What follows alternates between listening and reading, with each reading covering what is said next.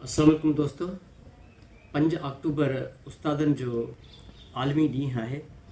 उनजे मुनासिबत सां मुंहिंजो उस्ताद ते लिखियल हिकु नज़म तव्हांजे साम्हूं पेश कयां थो। उनजो उनवान आहे असुल इनकलाबी ही उस्ताद आहिनि। दुखी देस जे दर्द जो दाद आहिनि। दुखी देस जे दर्द जो दाद आहिनि। असुल इनकलाबी ही उस्ताद आहिनि। दुखी देस जे दर्द जो दाद आहिनि। असुल इनकलाबी ही उस्ताद आहिनि। आ सिंधुअ जियां इल्म जो आब जन वटि। आ सिंधु जियां इल्म जो आब जन वटि। वतन जे बचन लाइ नवां ख्वाब जन वटि। था सिज जियां साञाह जी रोशनी ॾियनि। ज़माने खे पिया था नई ज़िंदगी ॾियनि। था सिज जियां साञाह जी रोशनी ॾियनि। ज़माने खे पिया था नई ज़िंदगी ॾियनि। अखियुनि में आईंदे जो नक्शो सजाइनि ऐं दिलि खे किताबनि जी धरती बनाइनि। अखियुनि में आईंदे जो नक्शो सजाइनि ऐं दिलि खे किताबनि जी धरती बनाइनि।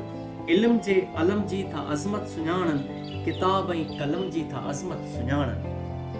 इल्म जे अलम जी था अज़मत सुञाणनि। किताब ऐं कलम जी था अज़मत सुञाणनि। फज़ीलत फ़हम आहे शेवो उन्हनि जो। रियाज़त रहम आहे शेवो इन्हनि जो। ही माल ही आहिनि पंहिंजे अर्ज़े वतन जा। मुहाफ़िज़ ही आहिनि चमन जे गुलनि जा।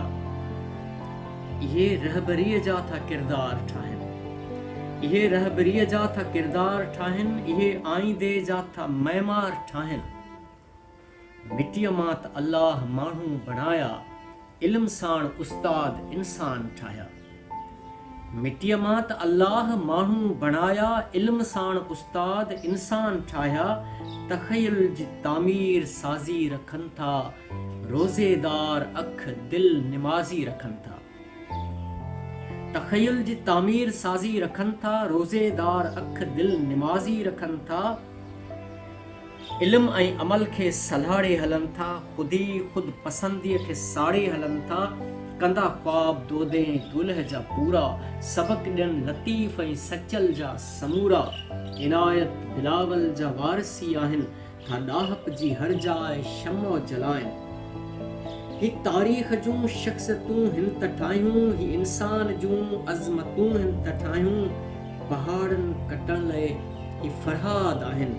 असुल इनकलाबी ही उस्ताद आहिनि। असुल इनकलाबी ही उस्ताद आहिनि।